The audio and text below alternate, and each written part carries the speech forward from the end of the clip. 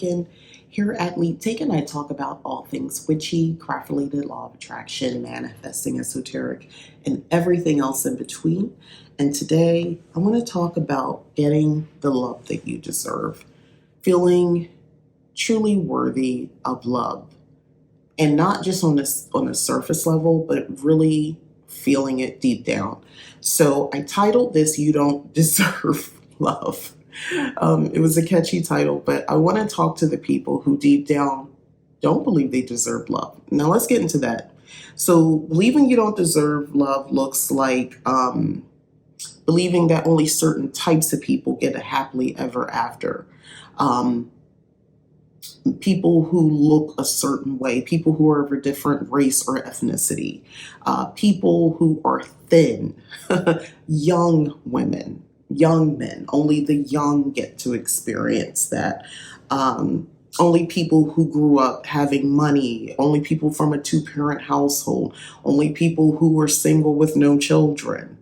Um, Only people who have previously been married and got divorced, so not single parents, single moms, that sort of thing. People who believe you only get one soulmate, also, and they never, they've already experienced love, maybe when they were young or teenage love, or the spouse, your person, unfortunately has moved on, they passed away, and you believe there's only one idea of a soulmate. So you missed the boat on that. So you don't deserve love anymore because you already got it. Um, and then I kind of want to come back to body images. People who truly believe they're not conventionally attractive, people who believe they're too fat, people who believe they look too old or they don't have the right body shape, body type. Um, uh, don't believe they deserve romantic love. And I mentioned here, I got a list going here. You're too old, but I want to explore that. You're too old. You're already been married. Maybe you're divorced. Maybe you never got married. It's funny. It's not funny, but it's disheartening sometimes when I hear women who are not as old as me, and they're like, I got 10, 12 years on them, and they're really believing that they're too old, like they've missed the mark completely. And then this is a special category. So let's say none of that, you don't resonate with any of that. You don't believe that. You don't think you're too fat, too skinny, too old, too anything. You don't think that doesn't resonate with you. But deep down, because of something you can't quite put your finger on, but it's always been there and it's been reinforced by your mother, your father, your siblings, your teachers, everybody that there's something about you. And this is just how you're interpreting and how you're feeling. I'm not saying this is true, but there's something deep down, deep in you that that means you're unlovable for romantic love. Like, you're never going to get the guy or girl who really, really wants to take care of you, will be by your side and laugh at your jokes and just want to do life with you, because there's something in you that is truly unlovable. Basically, at some point in your life, and impressionable years in your life, you don't even probably remember what it was, what the incident was, or it could be just like a bunch of things that have happened in your life. A lot of us, unfortunately, are brought up in homes where, as a child, you were not wanted. You got taken care of. They fed and clothed you, but they didn't want you. And you've internalized that to thinking that you're unlovable. There could be trauma associated with it. A lot of SA victims with this as well. There could be, even if you personally weren't the victim, but you were in a household where this was occurring and you were complicit, but you're not because you're a child, to kind of keep the secrets. Being in this just dysfunction, being in a household where there's abuse occurring. That distorts love, especially when you see it's your mother being, abused. That can have that trauma in general. Then there's the other kind, which people would think is easy to get over, but it's not, and that's society. That's the societal pressures, lifelong. This is going to affect people who maybe are not heterosexual.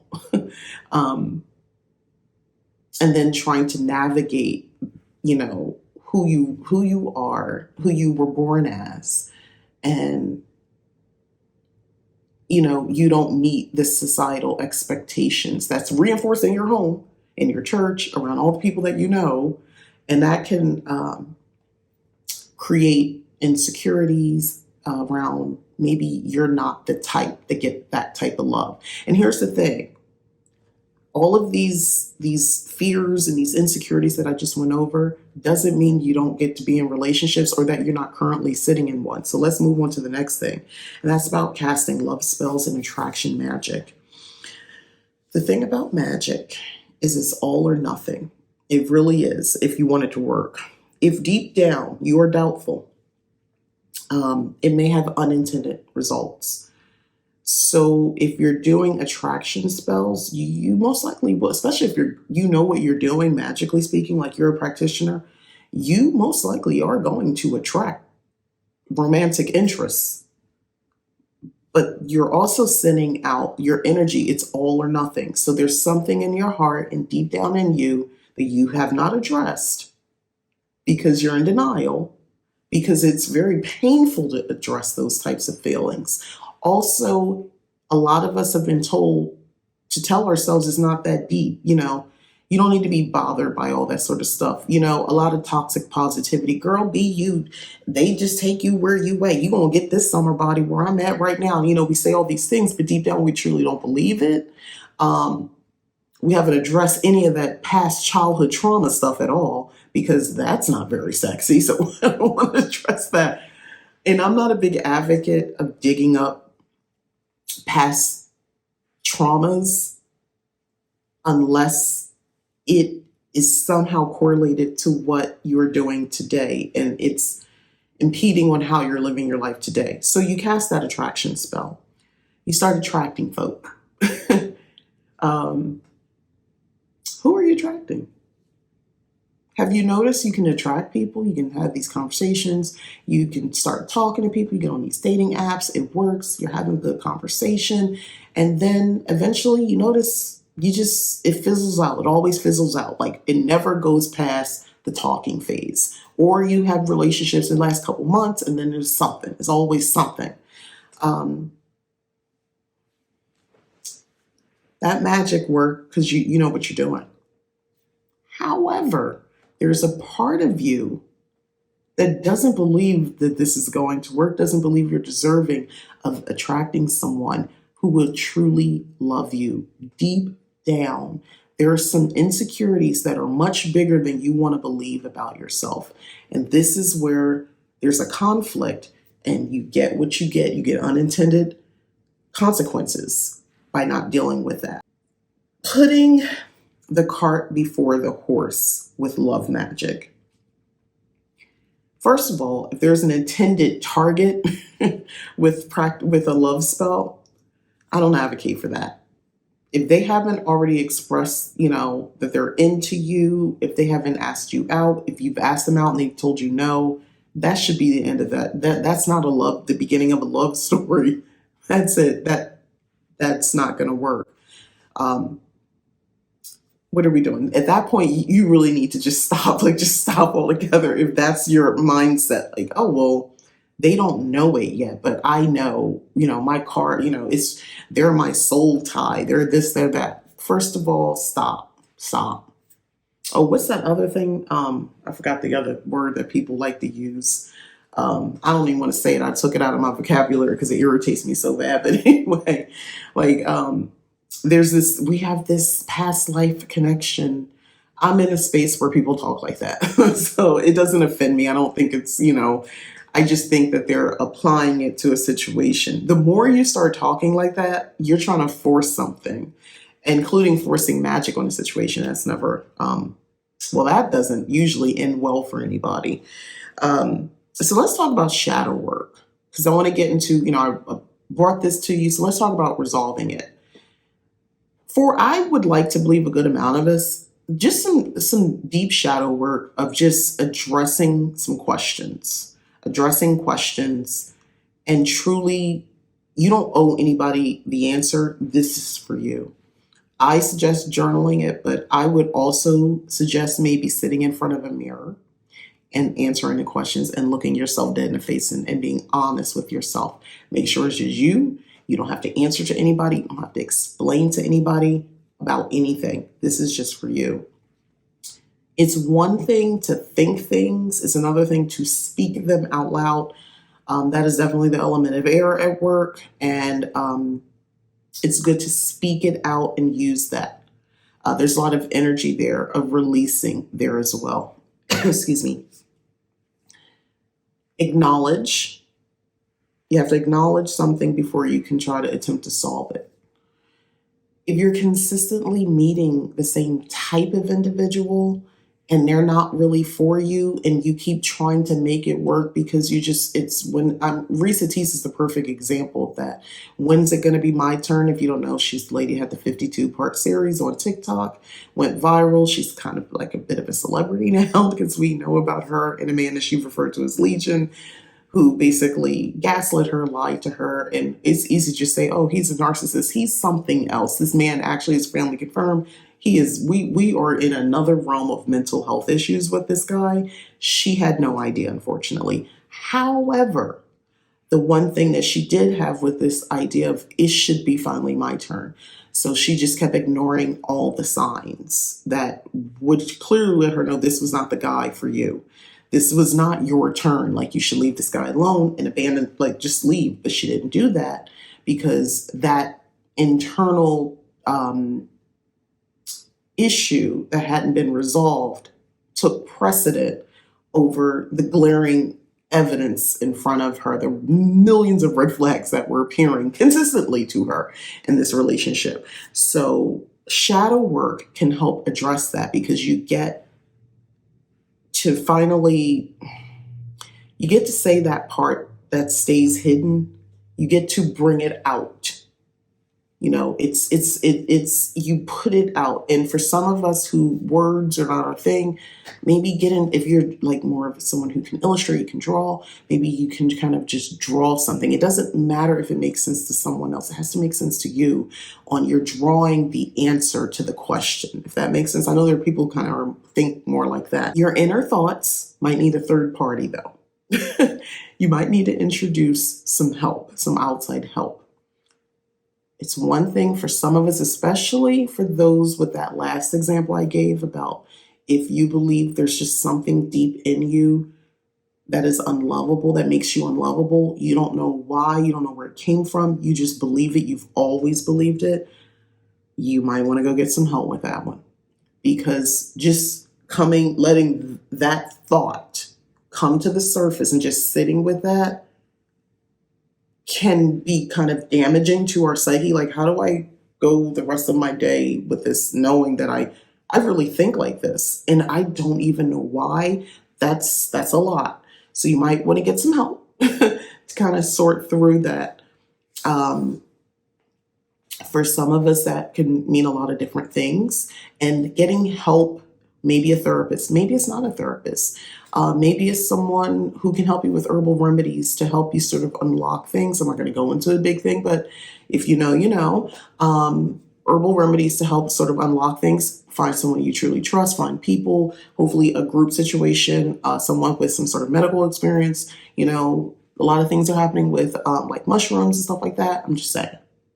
Some of us, it might not make sense to do the traditional therapy type sessions. It just might not make sense, especially some of us just have the prime example. I am a practicing witch. I am vocal. I'm on YouTube. I'm an out witch, out of the broom closet witch. The reality for me is that me going into some sort of therapy type session at where I'm at right now, I need to know that when I tell you, it's just like a thought form popped into my head, and I knew to do this. Like, you don't think I'm having some sort of schizophrenic episode. I've already figured out what my baseline is, and I know that's not what it is. If I start telling you about my dreams, and I'm actually letting the dreams sort of lead me because I'm getting messages. If I tell you I work with my ancestors in the ancestral realm, and you're quick to kind of just shut that down, that's not going to be a problem. It can be a problem sometimes finding a therapist who is willing to understand the way I navigate the world is not, Christian based or something like that. And sometimes that can be an issue. And if you want to address your issues now and you're on a hunt for a therapist, that might take some time. So maybe there's some other things you can do, resources that are not traditional therapy. That's why I said, like, I like to think outside the box. Maybe it is something that can be resolved with a spiritual mentor versus a trained therapist. Maybe someone who is more of a self-help, witchy self-help type person as well, because I know they exist out there. That might be more helpful. Some of us, the more knowledge we have, we can actually apply it. Some of us just we haven't been applying it. And you might need help with applying all these wonderful things that you know and that you really understand about witchcraft or spirituality. You just don't know how to make it make sense for you. You believe those, you believe those principles, you understand them, you just don't know how to make it work for you. So, you know what I mean? Like, that can be something that could be more helpful than traditional passive therapy. And for some of us, just sitting in sort of our hermit phase, doing our shadow work, journaling, doing creative type work, it's a lot of releasing work. You're tapping into something else and you're letting it come out, writing stories, like I said, creating things, even honestly, outwardly, the way that you dress and the way that you choose to express yourself for some time, it can be an outlet to sort of let that out along with the shadow work. That could be super helpful as well. If you notice, I have not talked about people who are saying, "Oh, well, I don't feel like I need anybody. I'm good. I've tried marriage." This conversation wasn't for you. It's for the people who are actively wanting to have romantic relationships, marriage, in their life, and they're doing the magic work for it. They're casting the spells. It's magic, whether it's love work, prosperity work, whatever it is. If you deep down don't believe it, it's not really going to work the way you want, if at all. It's the same principle. And if you're a practitioner, you already know this. It's worse with love work because there's so much going on with us. We're not all the same. We're not all one way, and we all have complexity. Some of us, there's some other stuff going on, and it's just too painful to deal with, so you don't. And you just navigate your adulthood until. This is your until. Probably if this is starting to resonate with you, this is your until moment. Like, babe, we got to get to work. We got to start. We got to go dig deep, and we're going to cry, and we're going to get angry, and we're going to get annoyed with ourselves. But we're going to go through this phase, and how long that takes, that's up to you. For some of us, even just acknowledging it, like I said, is helpful, because if you've already had a ton of knowledge about self-care, self-love, and how to obtain that, but you just never really acknowledged this part of yourself,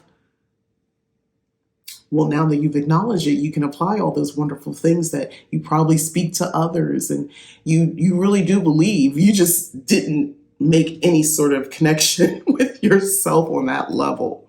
Well, now you can, but I digress. Choose help if you need to. Look at what help means for you. I don't think everybody needs to be in therapy. I don't think that's necessary for everyone. And therapy is what you deem to be therapeutic, right? And you figure out what that is. But we all deserve love. We all deserve the romantic love that we truly desire, of whatever that looks like. That's all I'm saying. So thanks again for watching. I'm Mika. This is Leap Taken. Please like the video if you've enjoyed it. Subscribe if you haven't. Hit the join button to join Leap Taken membership. It supports the channel, and there are perks that you'll like. And go over to my website, leaptaken.com. You can check out the services that I offer there. And as always, thanks again for watching. Bye.